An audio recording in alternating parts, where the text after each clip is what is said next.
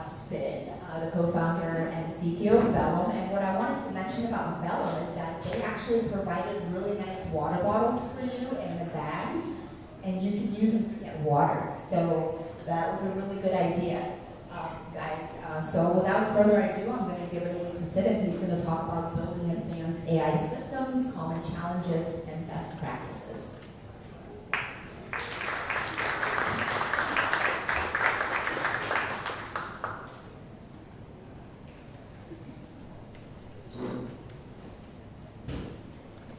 Hey guys, I'm Sid, co-founder and CTO of Vellum. If I'm going to be honest, this is actually my first time speaking in front of a crowd like this, so I'm a little nervous, but you guys should all be nervous too, right? That's what you don't know, because 80% of your Gen AI initiatives will fail. That's what the stats show, right? And that's why we want to give this talk, because we need a boot camp. So welcome to boot camp. I'm going to teach you what the difference is between success and failure, right? What the key principles are and what the pitfalls to avoid are, and we'll walk through some real examples that we built at Vellum and one of our customers too. So, a little bit of background. Vellum is an end-to-end Gen AI application development platform. So, what even is that, right? Why do you need that? What do you use? When you start using AI in production, right? The beginnings are easy. AI is magical. You just prototype, you get something kind of working pretty fast, but it gets really hairy when you're really trying to deploy to a large number of users, when you're trying to iterate, when you hit some weird edge cases that you didn't predict. Then all of a sudden you're in the headlines and people are, your boss is upset. You're going home crying. It's not a good look, right? So, but thankfully these things are pretty easy to avoid. A little bit of background about me and Vellum. Me and my two co-founders, we worked on LLM-powered features at another startup for 3 years together, and we ran into all these issues. And basically, the goal of this talk is to, in 15 minutes, transfer the lessons that we learned over those 3 years and the 2 years that we've spent helping hundreds of customers since then. So, we've all seen the success stories. Look at Klarna, right? Klarna increased their profit margin by $40 million a year. That's like $1 billion enterprise value. Something to do the math, but that's pretty crazy, right? So the potential is definitely here. This is serious, right?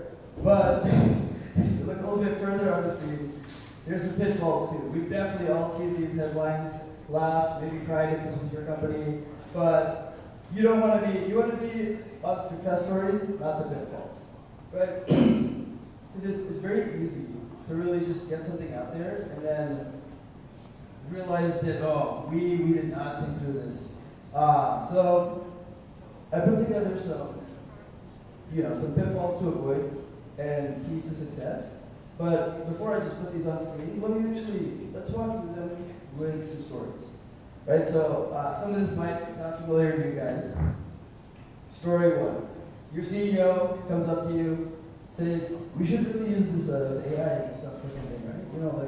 What should we use this for? And you're like, oh yeah, let's build a chatbot. We'll have customers interact with it, right? Bad strategy, because there's no clearly defined goals for success. You don't know when it's done. You don't even really know what it's supposed to do. You're just gonna hook it up to ChatGPT. What a much better approach would be to basically say, hey, we're gonna help customers with these 5 things. These are our main use cases, and here's how we're gonna know when we're done. That way, no one moves the goalposts on you. Because there's always gonna be some random edge case that someone hits. They're like, we can't deploy to production. That's how you end up in the 80% that fails, and your project will never see the light of day. If you set that criteria ahead of time, and you can say, hey, we hit our goals, let's go. So that's story one.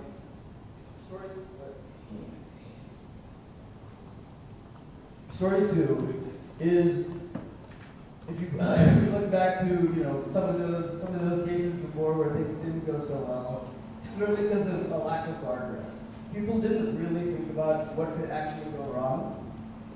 So instead, right, here's how you fix this. Just scope your problem down, and then test it thoroughly, right? Think about the edge cases in advance, have robust testing in place, and then you'll know whether or not you're gonna end up doing something stupid in production. And then finally, right, the main reason people actually fail is because their feedback loops are too slow. Right? Building a Gen AI application requires a ton of iteration, a lot of feedback loops. Imagine you're in the medical space, right? You have some domain experts, you know, one quarter of your company that actually know the answers, know what the business use cases are, and then you have some engineers, maybe even like in a different office, that are doing the prompt engineering, building the system, and then it's like a 2-week feedback loop, like, oh, we changed the prompt, oh, this is still wrong. That's how you end up not getting production. So really, you want the domain experts to be able to do as much work as they can, so that you can just hand it off to engineering again to just get it implemented. So, to recap, avoid these pitfalls and do this instead. So, a lot of this actually probably sounds to you like traditional software engineering. That's not a coincidence. Let me rephrase this for you. Prompts are code. They drive production behavior, they're code. Just English suddenly became a programming language since ChatGPT came out, and all of you know it. So congrats, right? You're software engineers, and you gotta treat your prompt like software.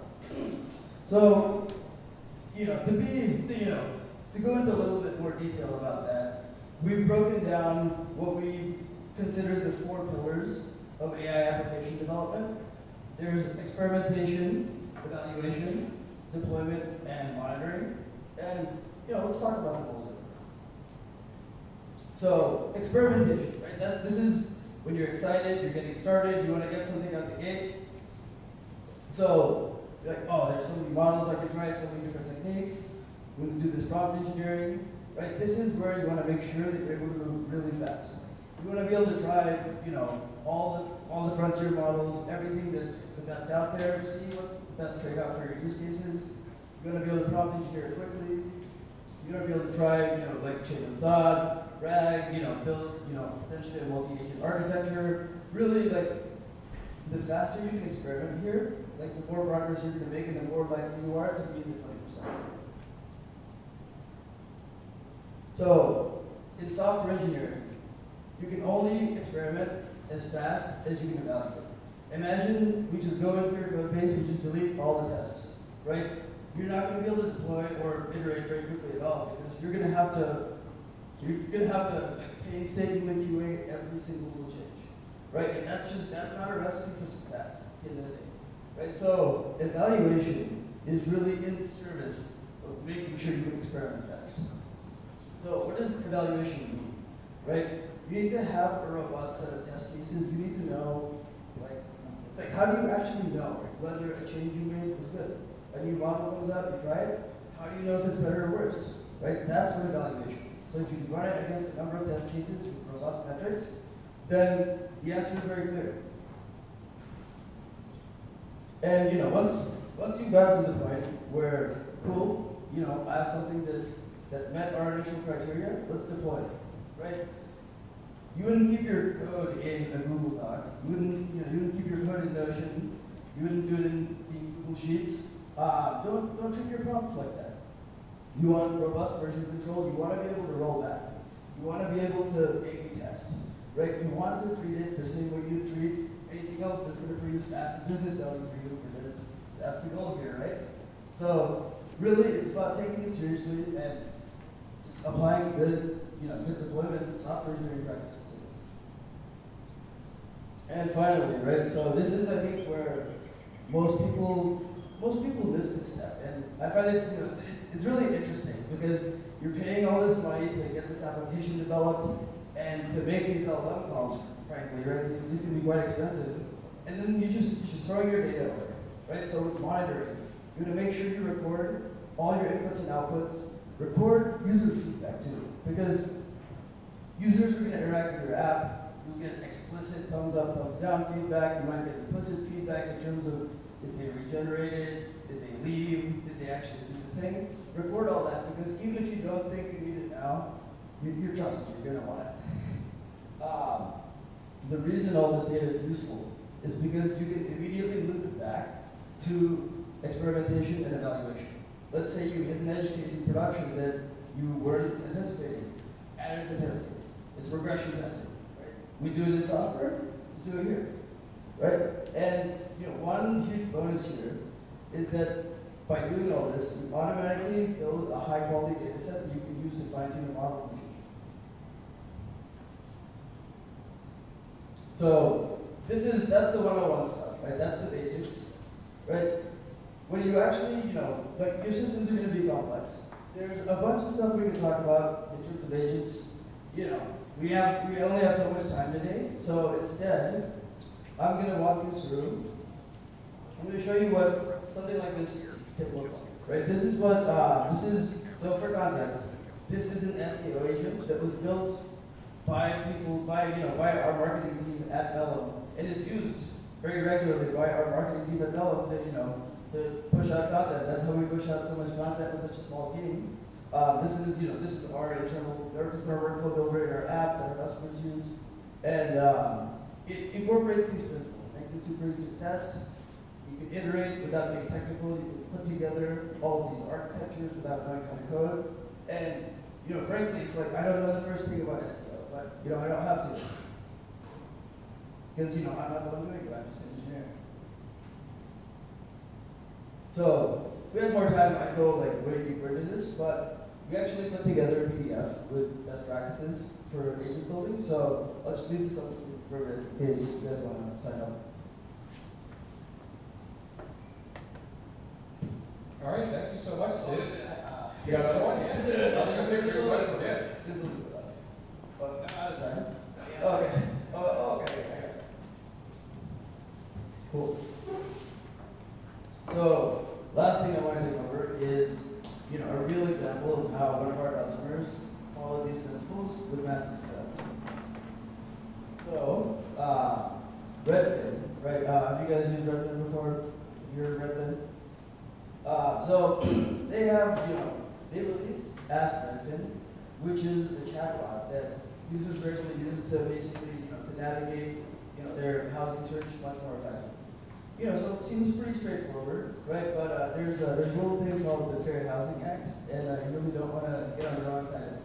So there's only certain things that you can say, right? You have to be really careful in terms of your chatbot outputs to make sure that you're not falling on the wrong side of that.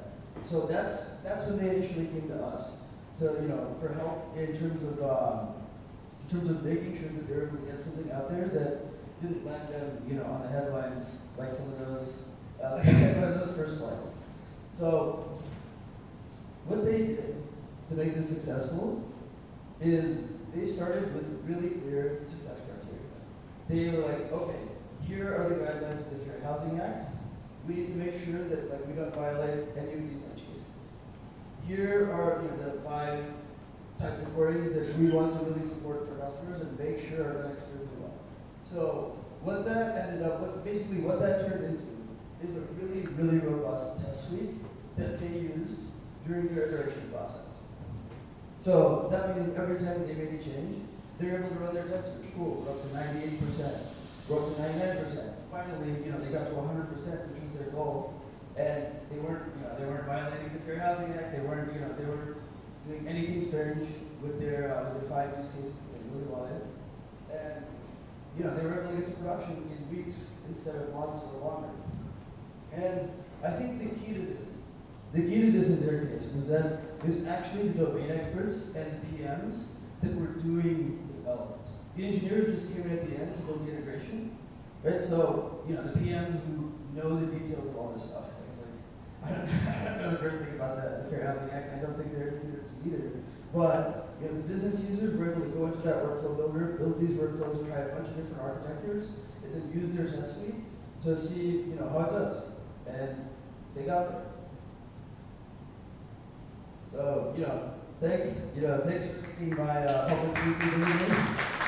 I hope it's exciting for you guys and the rest of you. Me and my team will be around in development shirts. So definitely come up to us after this if you want to just talk shop. But I think there's some time for questions as well. Yeah, we got about 5 minutes for questions. I think so. No one has to yell. If you do have a question, just walk up here. We have a microphone right here for Sid. I know it takes a lot to walk up, so whoever's going to be the greatest one, please feel free.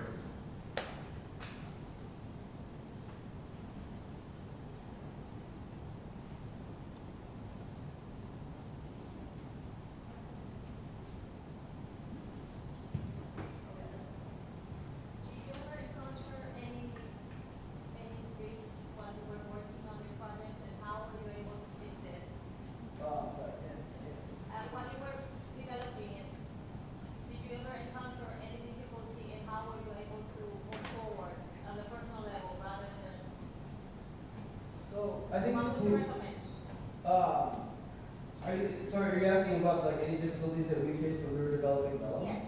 Yeah, so I think the really cool thing about Vellum is when we got started, all we had to do was build the tools that we wish we had, because we had this problem for 3 years. So we solved our own problem, and that got us most of the way there, and our customers have taken us most of the way. When you're looking at the agent, you have the one that you develop. When there is a client looking to have something similar, do you provide yours, or you are able to develop one specific for your clients? Yeah. So well, that's a great question. Basically, do we provide our clients the agents out of the box, or like how much customization is there? Do they build it themselves? So our workflow builder is Turing complete. You can build anything in there. But obviously, blank page syndrome sucks. So we have a bunch of great examples that they come with the platform, and we also provide a lot of guidance whenever we're building. It's like we have a Slack channel with every single one of our customers, and I think it's it's really important to make sure that the team is well supported.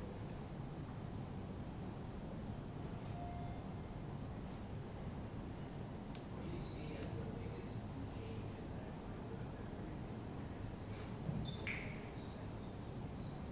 Yeah. So what are the biggest changes that I think I'm going to see in this landscape over the next 2 years? So I think people are going to get a lot more serious about, basically people are going to take AI application development a lot more serious. I think, we were all flying by the seat of our pants for the last couple of years, but we're starting to see a ton of use cases with like real massive business value, and you just can't ignore them at the end of the day. And of course, every week the models get better. Every week, more techniques come out. So it's going to be about, like, the teams that succeed are the ones that are going to be able to take advantage of that, and you can only do that if you're set up to iterate quickly. So I think that's going to be, like, really what's going to happen in the next 2 years is these principles are going to become industry standard. People are going to take software engineering principles and apply them to AI application development.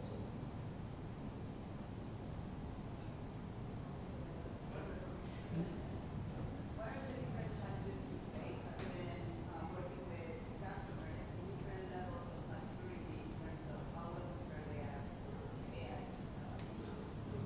Yeah, no, that's a great question. So it's like, what are the challenges with working with customers at different stages of maturity? So I think, the startups come in, like the early stage companies, they know exactly what they want to build. But often it's like they don't always have the resources or the headcount to put towards it. And in contrast, right, larger companies, sometimes they come in with a lot of clarity, sometimes they don't. Sometimes they just want to use AI, and we help them figure out what that means for them before we get started, because success criteria. And in terms of the development process, you have to evaluate how much you get involved in that process. You may have people that are well understood or well formed on that, and others that, as you said, they just want to use AI. How much do you involve your organization in teaching that process? Yeah, so how much do we get involved in the development process? As much as our customers want us to. Some customers don't want to talk to us except to, occasionally report a bug or request a feature. Some customers we talk to almost every day. And, we provide, like really close guidance in terms of, their architecture, which models they should use, prompt engineering support. So really it's, it's whatever they want. What's the average lifespan of a deliverable provided by your company?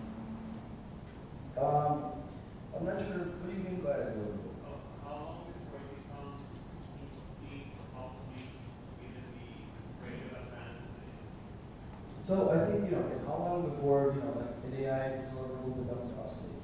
So I think if it's well built, like ideally no, because if it's well built, new models come out, new techniques come out, you just, you're updating what you already have. It's like how often do you delete your code base and start from scratch? Hopefully not often, right? So it's like, I think people should really think about it as like